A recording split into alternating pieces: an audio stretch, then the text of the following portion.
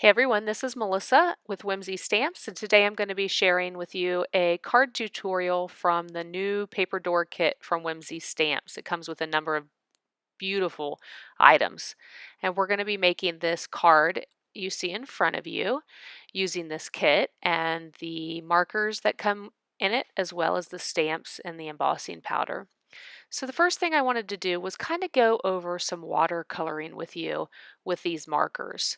And I'm starting with a piece of Bristol Smooth paper. It's the same paper that comes in your kit. This is a scrap piece I had. And all I'm doing is using the brush side of the distress marker and simply coloring a little block onto my paper.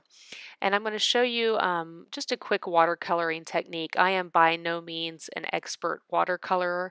I have just actually started and I've been playing around quite a bit with these markers. So I have these three swatches of the colors that are in your kit, and those colors are, let's see here, they are Blueprint Sketch, that's the blue.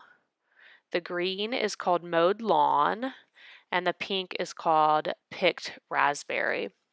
And I'm going to take a thin watercolor brush and simply add some water to the swatch and then smush that color out so you can kind of see the gradation of each color. And this is kind of important because you want to know how different the colors are in terms of what they look like saturated on the paper and then what they look like after you watercolor.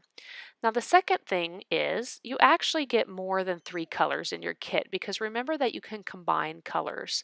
So the blue and green I'm combining to get a turquoise color. The blue and pink, this is my favorite combination. They combine to get this beautiful purple color.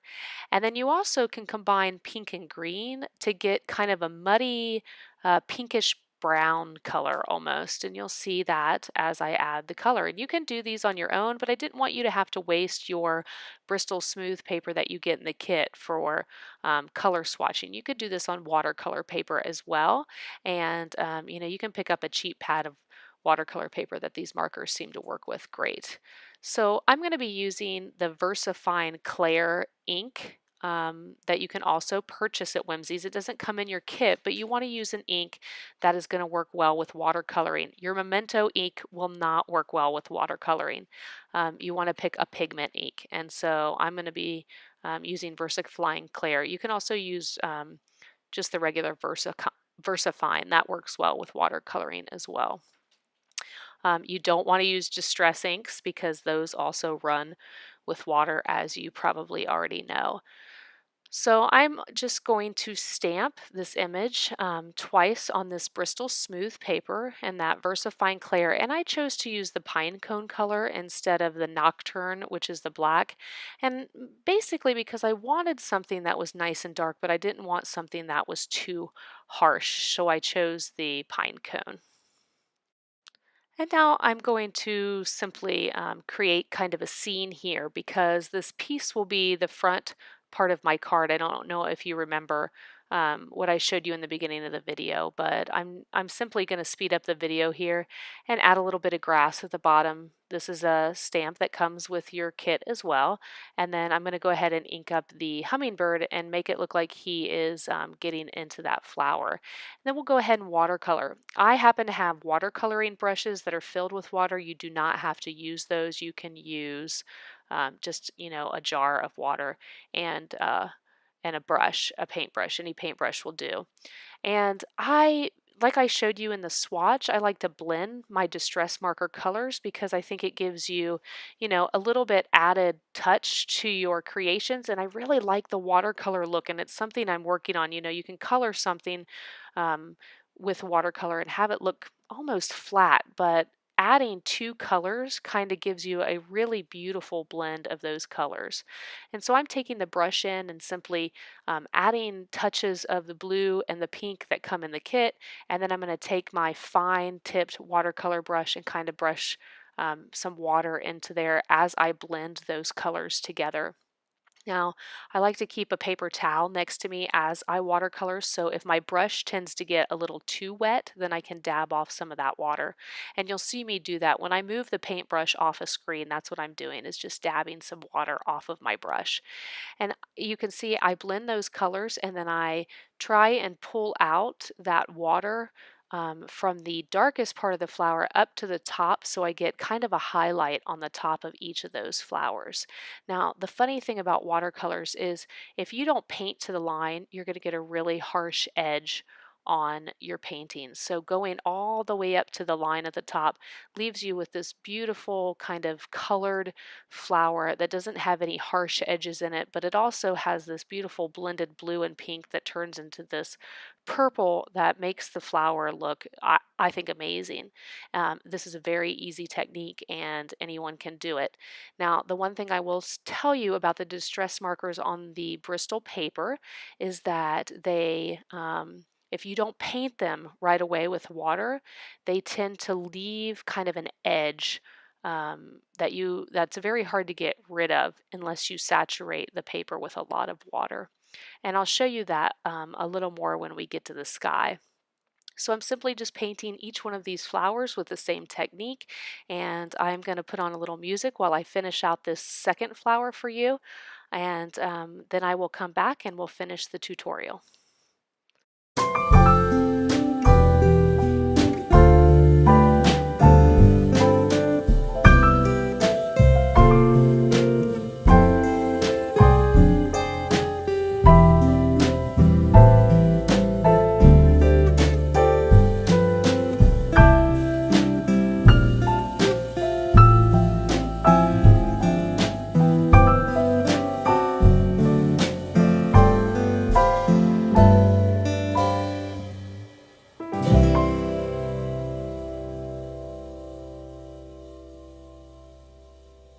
Okay, and I'm back as I finish up this flower, and I apologize for adding a little bit of music to my video. Typically in tutorials, I don't like to do that. I like to continuously talk to you, but I feel like, oftentimes with coloring, you don't need someone to constantly tell you what they're doing. I am adding some green to the stem now and watercoloring that, but you don't have to if you feel more comfortable. Use the other tip of the marker, I think it's called the fine tip, and you can just color in um, those stems. Now, I showed you the color swatch there because for the hummingbird, I wanted to get some of those variations in colors from the blues and the greens. And I didn't want that pink and green to blend a lot in the hummingbird. So what I'm going in now and doing is I'm taking that green and kind of getting areas where I think that the hummingbird would have the darkest green. And then the hummingbird that I'm going for here is a ruby throat um, hummingbird, and so I add that pink right on his throat. And now I'm simply brushing in a little bit of blue to kind of get that turquoise color that looks really good when you mix the blue and green. One thing I didn't mention to you when I was talking about watercoloring the flowers is that when you watercolor, one of the most important things to remember is that you want your picture to dry after you've painted it once. If you want to go back in and add more detail, you want to let that dry entirely. So I'm kind of leaving that flower alone over there to the side as it dries before I paint the center, because if I paint the center right away, what could potentially happen is it'll bleed into the petals of that flower. And the same thing with this hummingbird. You're going to see me paint it. I'm going to let it dry, and then I'll go back in and add a little bit more detail in a little bit.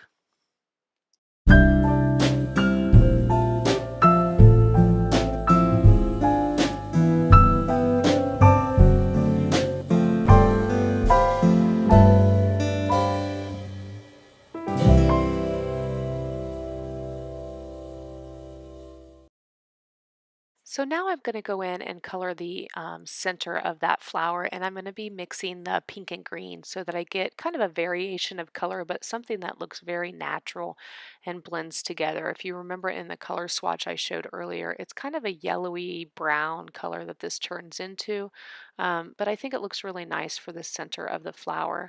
And then before I do anything else to the flower, I'm going to let it dry. So currently everything that's on here now, I skipped painting the other flowers. I did those exactly the way I did the first set. But now that everything on this is dry, I'm going to go ahead and go in with the distress marker again and darken some of the areas that I think need a little bit more contrast.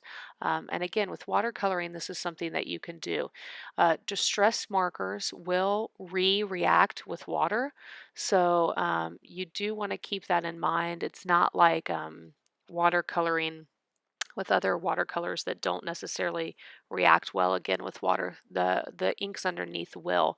And so I'm just going to brush in a little bit more color here, and this will add some nice depth to the hummingbird, and I think it really makes it kind of pop on the paper more so than if I had just left it the way it was. And so I'll just add the final touches to this hummingbird by adding some water to the marker that I sketched in there. And now I want to finish the flower by just taking the picked raspberry and adding, that color to the center of that flower. And I'm just going to leave it at this point. Okay, so now we're going to do the sky. And I will tell you that when I started this, it scared me just a little bit because you can see me lightly sketching in some of the blue for the sky. And I take my larger watercolor brush and start watercoloring this and moving the ink around, but you can kind of see the scribbles still in the sky. And I thought to myself, oh man, this is not going to look good if you can see kind of that scribbly texture in the sky. So I will tell you, as I watercolored and pulled that blue down into my picture, I was able to get that to move a little bit. And it's not so noticeable at the end. So if you notice that that happens to you as you paint your sky, just go ahead and keep adding water to the top and bringing it down. Now, what's important here and what you see me doing is I kind of work quickly on that front edge of the paint where I am now, because what happens is if you leave it, you're going to get really harsh edges in your watercoloring. So I want to keep basically the front of that wet the whole time. So once it's moved down between the two stems, you see, I can kind of leave that area and then go and start pulling in more color from the top. It's really important to work on this wet so that you don't get harsh edges and to finish kind of coloring in the entire area. And what you see me doing is going up to the top where I kind of scribbled in some of that first color, grabbing some of it and then pulling it down into the bottom of the picture while trying to keep, the front of that color kind of wet. And you can add, if you want to go back in after you've done this and add a little bit more blue to places, you can. What I noticed about this blue marker is that as you paint with it, it almost turns like a purpley color.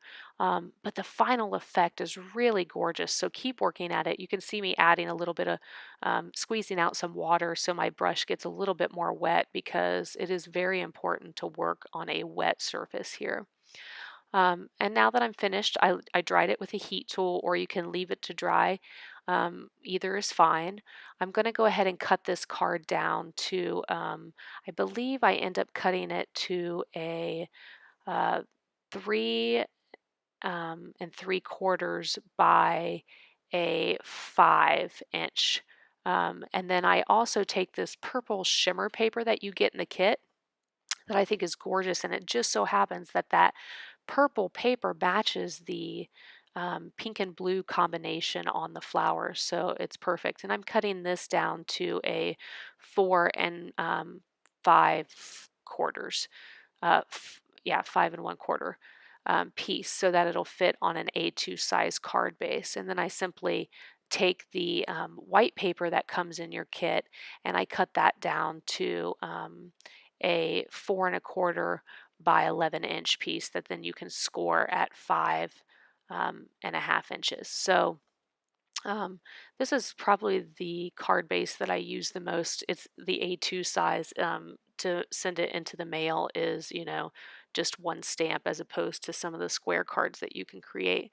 And I always keep, this is my paper cutter, I always keep my cutting blade and my scoring blade on this paper cutter because it just makes it a lot easier to cut on one side, flip it over, and score on the other side.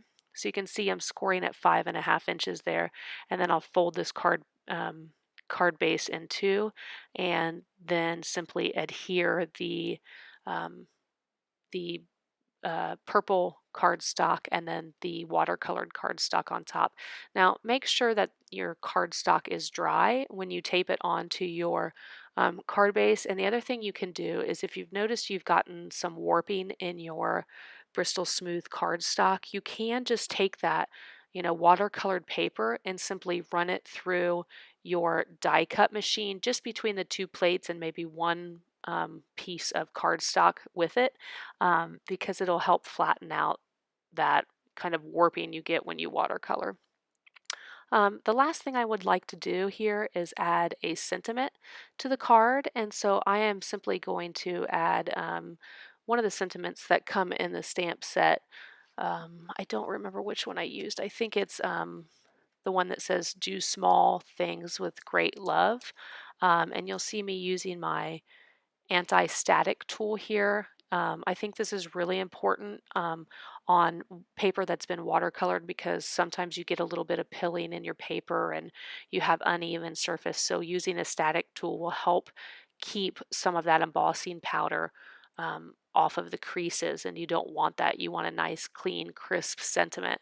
So I ink up my stamp here with Versamark, which is a wonderful ink to use for embossing.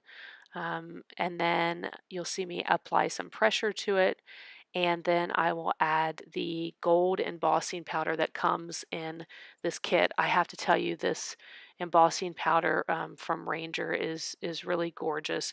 It heat embosses very nice with the Versamark ink. And so I simply sprinkle that on, and I always keep a piece of paper under my work so that I can dab that off and then actually put the embossing powder back into the jar that it comes in. Now, one thing I do like to do is I will take a dry paintbrush if I notice that I have some embossing powder that is stuck to certain areas of my card. I can take a dry, it's got to be dry paintbrush, and remove some of the little pieces that get adhered to the Bristol Smooth cardstock. And you'll see me do that as I inspect the embossing that I just did to make sure. Now, I actually noticed here that I brushed a little bit of the embossing powder off when I had my sleeve on the side of my table. So you can add a little bit of embossing powder back to that as long as the Versamark ink did not smear. And so that's what you'll see me doing. And now I'll go ahead and grab a dry paintbrush and get any areas of embossing powder off that did not come off when I tapped the card. And again, when you are using this Bristol Smooth cardstock and it gets wet, oftentimes the embossing powder will stick to some of the rough edges of the card once it's dry. So having a nice dry paintbrush is really handy. And I'll go ahead and take my heat tool, and I like to heat my heat gun up to the side first because you'll get less warping than if you hold it on your paper the whole time. So as soon as it gets nice and hot, I'll go ahead and emboss this beautiful gold embossing powder onto my card. The last thing you see me doing here is going ahead and adhering some of the sequins that come in the kit to random spots on the Bristol Smooth cardstock, and I'm using on point glue from Imagine, but you can use any adhesive that you have in your stash. And that completes today's tutorial. I hope you enjoyed learning to watercolor with your distress markers, and it's a technique that you will use again and again. I will be creating more videos for Paper Door, and I hope you enjoyed today's tutorial and that you'll join us again for more inspiration at Whimsy Stamps and specifically with the Paper Door kit. Have a great day.